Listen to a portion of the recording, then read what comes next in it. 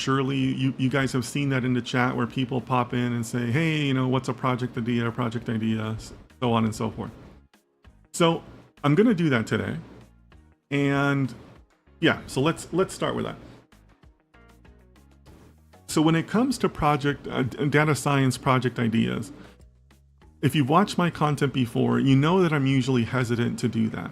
I'm usually hesitant to do that because coming up with your own project idea is really a wonderful opportunity for all of you to exercise your creativity, right?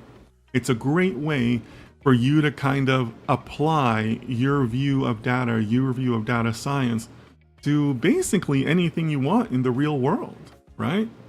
So I'm usually hesitant to do that, but today I want to show you an idea for a couple of reasons.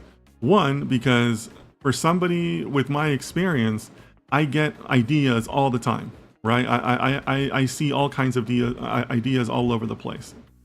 But I don't always have the time to do them, and as I'm getting older and all, I kind of feel like I'm running out of time, right? So sometimes you have to start giving away project ideas because I want to put my focus and energy on other things, right? I don't always have time for all the ideas that come my way.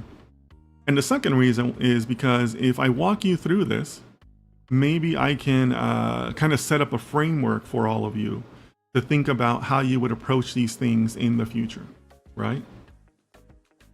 So the intent of today's session is to kind of help you with that framework. I'm not necessarily opposed if you go ahead and copy this exact project because I think there's so many different facets to it. But where you really win, where you as an individual win, is when you say, okay, yeah, Dennis showed me the framework, but here's how I'm gonna develop it using my own tools, my own data, my own projects, and kind of take it from there, right? I mean, that's what I really am encouraging all of you to do. Because remember, my whole point of doing content creation is to help the next generation of data scientists, right?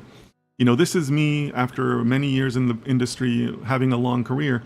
This is me reaching my hand back and helping all of you also come up and kind of come into your own right as a professional data scientist.